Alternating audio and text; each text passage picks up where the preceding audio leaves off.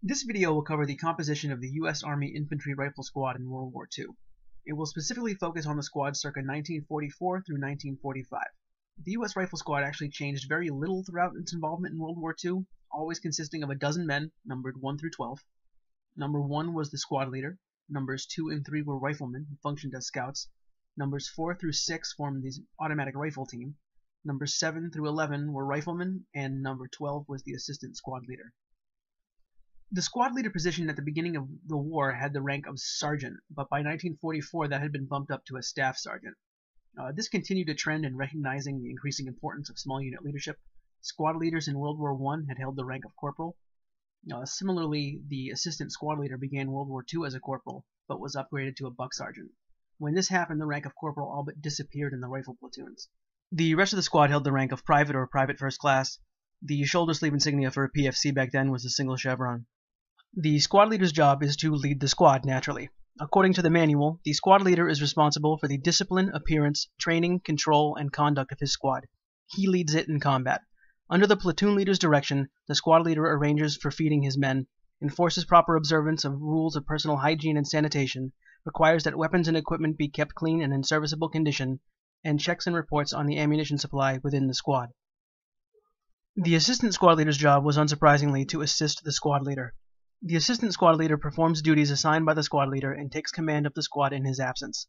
The squad leader may designate him to command a portion of the squad, to act as an observer, or to supervise replenishment of ammunition.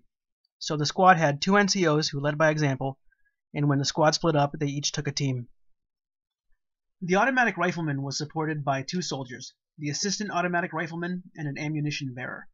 While the BAR was operated in combat by a single soldier, the other 2 were basically riflemen who kept them supplied with ammo and were ready to take over as automatic riflemen if necessary. While all members of the squad were familiarized with the BAR, the automatic rifle team had special training in its employment. They even had a different MOS, SSN 746, whereas the rest of the squad was a 745. The automatic rifleman was armed with an M1918A2 Browning automatic rifle, commonly called the BAR. Always pronounced B-A-R, never bar. GIs were issued bars, but they were Hershey, Nestle, Milky Way. Everyone else in the squad was armed with a U.S. rifle, caliber 30, semi-automatic M1, nicknamed the Garand. I know there's been a push in recent years to pronounce it Garand, or however the inventor's name was pronounced. The man may have been Garand, but the weapon was a Garand. I have never heard a veteran from World War II or Korea pronounce it any differently. You can call it what you want, but I'm sticking with Garand because that's what GIs said when they weren't just calling it an M1. Semi-automatic, of course, means rounds can be fired as fast as the trigger can be squeezed. This made the basic U.S. rifleman unique, as every other combatant armed its rifleman with a bolt-action weapon as standard. Some other nations did develop semi-automatic rifles, but their rates of adoption were marginal compared to universal. One man firing a Garand can do nearly as much damage as 3 men using the old-type Springfield rifle with its hand-operated bolt. Bolt-action rifles weren't completely phased out of the U.S. Army. For example, earlier in the war, rifle squads had a single grenadier armed with a bolt-action M1903 Springfield rifle with an M1 grenade launcher. This was issued to the assistant squad leader, though the role could of course be delegated to another, and there was a position in those squads for an alternate grenadier. But this 03 rifle has led to much confusion with some authors, even authors within the Army itself, who make the assertion that there was a sniper rifle in every squad. This was never the case. The M1903A4 sniper rifle was a different weapon that couldn't even accept a grenade launcher, which needed a front sight on the barrel, which the 03A4 did not have. These scoped rifles were platoon-level assets, and there were only 3 in the entire company. So no sniper rifle in every squad, only a third of your squads at best. While there were still some non-scoped 03s soldiering on in Normandy, the vast majority had been replaced with the adoption of the M7 grenade launcher for the M1 rifle. These launchers were shipped to the UK in huge numbers before the invasion, more than enough to supply every rifle company crossing the channel. The reason grenadiers with 03s can be spotted in photographs taken in Normandy may be down to local failure to acquire the new launchers in time, or maybe just individual comfort with the old weapon system that caused some to be retained. But most Springfields seen at this time are in possession of non-combat troops. Any soldier that needed an M1 had an M1. At any rate, M7 grenade launchers were allotted 3 per squad, intended for the assistant squad leader and 2 additional riflemen. It doesn't mean all 3 were in operation at the same time, but anyone with an M1 could now be a grenadier when needed, and the extra launchers meant a squad could really make it rain grenades in a pinch. There were several types of rifle grenades available, like purpose-built fragmentation, heat, as in HEAT, high explosive anti-tank, and white phosphorus rifle grenades. Then there were adapters to launch hand grenades like the common frag, or chemical grenades like smoke. Some enterprising GIs even used them to heave 60mm mortar rounds. There were also a rainbow of pyrotechnic signal grenades. Red parachute flare, green star cluster, that sort of thing. Despite what you may have heard, rifle grenades were absolutely designed to be fired from the shoulder for direct fire. Just watch old film. However, angles needed for indirect fire required the rifle butt be placed on the ground for anything but emergencies. This method was fine for lobbing fragmentation grenades into fixed enemy positions, but hitting a moving vehicle with an anti-tank grenade required fairly flat trajectory, and you're only going to get that firing from the shoulder, or just supported under the arm. Now, you can't use it like a mortar and then hit that half-track that's coming at you, unless Lady Luck is really on your side. Let's take another look at that photograph from the beginning of this video, the one with the squad from the 90th ID loading up on June 2nd before D-Day. I'm sure now you can pick out the BAR team. There's the automatic rifleman himself, followed by 2 GIs armed with M1s but carrying ammo for the BAR. They probably have ammo for their M1s in their ammunition carrying bags. Right behind the BAR team are grenadiers, complete with M7 grenade launchers attached to their rifles. Things can naturally change in the field, but this is the allotment according to the TO&E. 11 M1s and a BAR is how the squad of leg infantry would arrive overseas. Once in a combat zone, GIs were famously resourceful. BARs seemingly had the ability to multiply. Submachine guns could materialize out of thin air. A popular story illustrating this phenomenon involves the 1st Battalion, 23rd Infantry Regiment, 2nd Infantry Division, who by 17 June 1944, after having found themselves in some lopsided surprise encounters in the hedgerows of Normandy, had acquired 87 submachine guns from anti-aircraft units defending Omaha Beach. Vehicles had submachine guns for the drivers, and so the dogfaces convinced them that those weapons were needed elsewhere. By the end of June 1944, to partially acknowledge what was happening on the ground, the TO&E, that's the Tables of Organization and Equipment, had been amended to include more automatic firepower. 6 BARs and 6 submachine guns were added to the company weapons pool. At this time, 6 additional Browning light machine guns were added to the battalion weapons pool, but that's beyond the scope of this video. Keep in mind, these new weapons were distributed as the company commander saw fit. Maybe they were all needed for a particularly aggressive combat patrol. Maybe they were all given to an assaulting platoon in a company attack. But the changes meant that 2 platoons per company could double their BARs and still be right with the tables. Submachine guns were of special importance for patrolling and scouting, and especially during house-to-house fighting. Assuming an even distribution, a company commander in the summer of 1944 could officially arm most of his squads with 2 BARs and a submachine gun, but still not officially all of them, though several units did that, tables be damned. A history of the 164th Infantry Regiment notes that by the Bougainville campaign, contrary to the official table of equipment, each squad now had 2 Browning automatic rifles for additional firepower. Word from Okinawa echoed that. The rifle units use 2 BARs per squad. They use it for Saipan, Leyte, and Kwajalein, as well as Okinawa, and find them especially good for night defense. They would like them in the TE. The same was true in Europe. This is from an infantryman's journal entry during the Battle of the Bulge. Wednesday, 17 January 1945. Today, 2 Browning automatic rifles, BARs, were authorized for each squad. The additional firepower should help. And a soldier in the 84th Division describing a February 1945 attack in Germany recalled, "I was carrying a BAR. We had beefed up our firepower with 2 BARs to a squad." Now, that may not be what your old Uncle Frank's outfit did, but keep in mind, there were 243 rifle squads in a regular U.S. infantry division. That's well over 17,000 standard rifle squads in combat around the globe facing a variety of threats, so they weren't all going to be mirror images of each other. Alright, squad teams. While the U.S. Army defined the squad as the smallest tactical unit, the rifle squad was subdivided into 2, or was it 3, teams, depending on who you asked and when you asked them. These were not modern symmetrical fire teams. They were specialized to perform different roles. I mentioned the automatic rifle team earlier. This team is named as such in FM 710, the field manual for the infantry company. There were also scouts and riflemen. But the 12-man squad could also be thought of as two halves.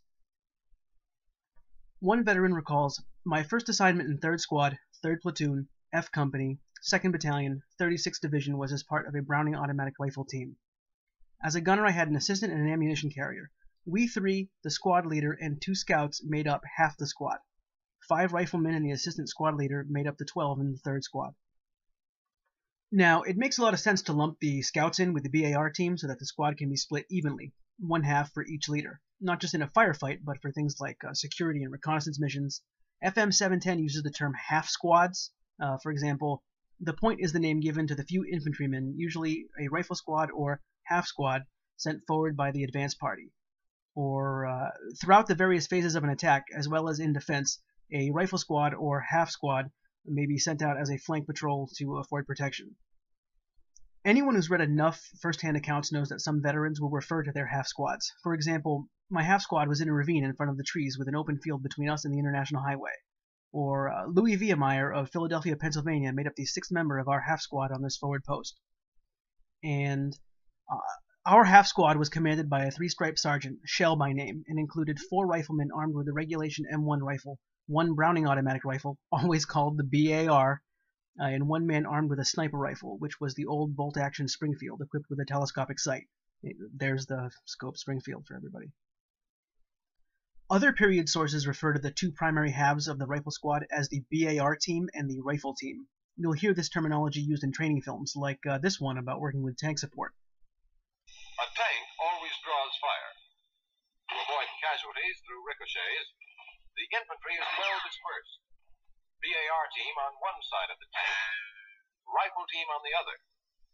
Even that film mentions the scouts earlier being in front of the tanks. So were the scouts part of the BAR team or the rifle team?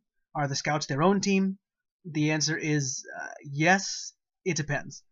A 1944 article about the infantry school at Fort Benning in an issue of Army Life, the U.S. Army's official recruiting magazine, states, "An infantry squad consists of a leader and 2 teams, the rifle team and the Browning automatic rifle team.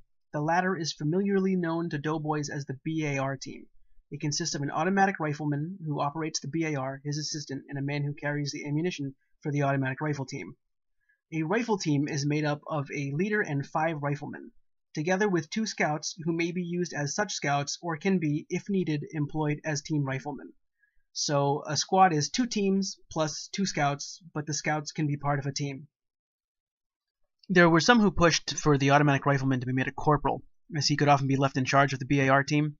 In the absence of a squad leader or assistant squad leader, there may have been some reluctance on the part of the assistant automatic rifleman and ammo bearer to take orders from someone who they felt didn't have the appropriate authority, and it was felt an extra stripe could formally recognize that authority. To the editors of the Infantry Journal, I strongly suggest the addition of a corporal to the rifle squad. The staff sergeant is the squad leader. He controls the 2 scouts, the BAR team, and the rifle team. The buck sergeant commands the rifle team. We need a corporal to command the BAR team. Now, an article published 4 months later in Military Review indicates the squad is subdivided evenly, firmly placing the scouts in the BAR team. The rifle squad is divided into its 2 customary elements for battle drill, the BAR team and the rifle team. The squad leader, BAR man, assistant BAR man, ammunition carrier, and 2 scouts make up the BAR team. The rifle team consists of the assistant squad leader and 5 riflemen. I can hear some of you saying, wait, I thought the U.S. Army Infantry Rifle Squad was divided into 3 teams called Able, Baker, and Charley. You are also right if you're talking about troops training at the very end of the war. While these terms are used online in popular history books and even some of the Army's own historical monographs, as far as I can tell, and granted I'm just some guy on the internet, this was a very late war change. The Able, Baker, Charley teams, and that's Charley with an L-E-Y, don't actually find their way into field manuals until shortly after the war, in FM 22.5, published at the beginning of 1946.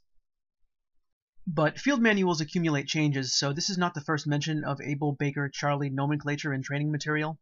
I'm sure everyone's seen this image floating around from a February 1945 basic training workbook. There it is, clear as day, Able, Baker, Charley.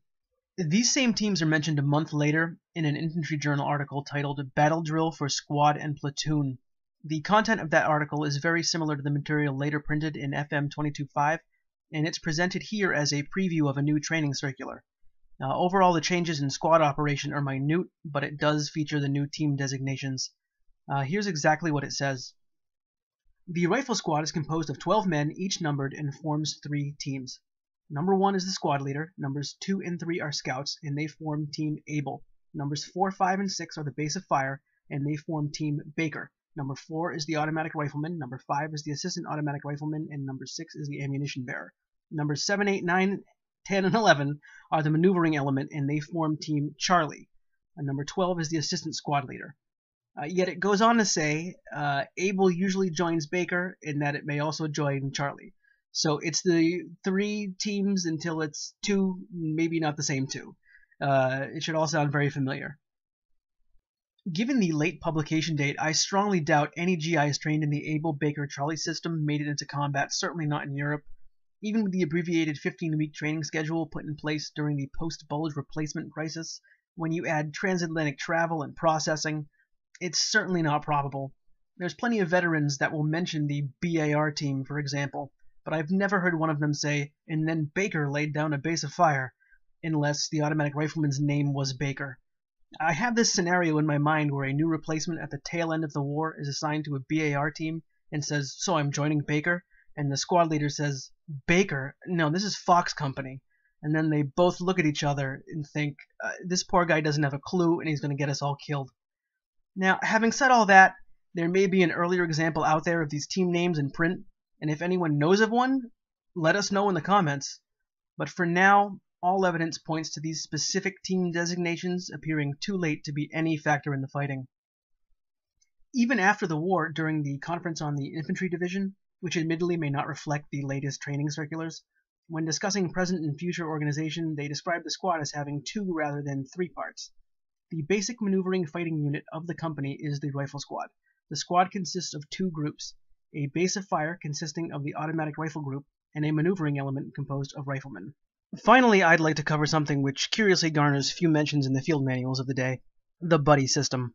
According to the February 1986 Veterans of the Battle of the Bulge newsletter, it's very simply a system of pairing up men so that you have 6 buddy teams within a 12-man infantry squad. The usual outcome is that the 2 men become inseparable. They eat, sleep, dig together, and yes, they argue and look after each other as would blood brothers, and perhaps even more so. A May 1944 article in Infantry Journal about controlling fear advises GIs to say to yourself, yes, I'm scared, but the rest depend on me, and then go about your battle job step by step. You have to take risks to help your buddy. He has to take risks to cover you. You both take risks to help the rest of your outfit. An article from Fort Benning's infantry school mailing list published in July of 1944 notes that buddies train together to the point where they know each other's capabilities and limitations thoroughly under all circumstances. The buddy system was apparently something that was first adopted in the U.S. by the Rangers, but eventually went Army-wide. A January 1945 article from the newspaper at Camp Walter's Infantry Replacement Training Center states, highlight of training is the stress placed on the buddy system of advance and protection. I'm not exactly sure when it caught on with non-elite units, but a June 1943 newspaper article informs its readers that local boy PFC Ray Squires arrived home last Saturday from Camp Rucker, where he is helping train recruits by the buddy system. And soldiers are surely being put through their paces, he states. In a letter to his parents, Morris B. Redmond Jr. wrote from Fort Benning on January 9, 1944, to break down the old idea of me for me and don't worry about anything else, the Army has installed the buddy system. In this system, every man is a buddy with another. Each must watch out for the other. All through our training here, this principle has been instilled into us by our officers. George W. Neal, a rifleman in the 99th Division, wrote, we ASTPers and the regulars began working together as a team doing typical infantry training activities. We followed the buddy system in the field. This meant that assigned pairs dug foxholes together, pitched pup tents together, slept in the same tiny pup tents together, and supported each other in simulated combat. Another veteran wrote of his training at Fort Bragg. It was drilled into us that in combat you needed a buddy, one you could depend on to cover you and vice versa. You dug the foxholes together, pitched tents together, in some ways he was your alter ego in the field. The man assigned to me in the States was John Shanto of Nemacolin, Pennsylvania. Now, not everyone was thrilled with their buddy. A GI who trained at Fort Hood in 1945 recalled a guy named Murphy from San Francisco. Through no choice of our own, he and I became squad buddies and worked together in the development of our squad. Once in the field, when we were using live ammunition, he almost shot me when he was supposed to be covering my advance. So while it's nearly absent from field manuals, the quote-unquote buddy system does show up in supplementary training material and contemporary writing, and was clearly something the U.S. infantry had embraced by the latter years of the war. I wanted to bring it up because there will be further references to it and examples of it in future videos, but this video is long enough already. In future videos, I'll cover exactly how the squad and its constituent elements was trained to, in the words of FM 105, close with the enemy and destroy or capture him. This video was about normal squad organization and weapons, but I'll leave you with one last example of how the realities of combat often invited some improvisation. During the fight for Saarburg, France, I was made an acting squad leader and was given 6 replacements with which to form a skeleton squad. We acquired 2 BARs in addition to the one I had been using, divided the squad into 3 2-man BAR teams, and had the assistant, armed with the M1, carry an extra belt of BAR clips. This use of 3 teams and squad leader gave us extreme maneuverability and firepower more than equal to that of a normal squad. Well, there you have it, the organization of the U.S. Army Infantry Rifle Squad during the second of 2 world wars. You have made it to the end.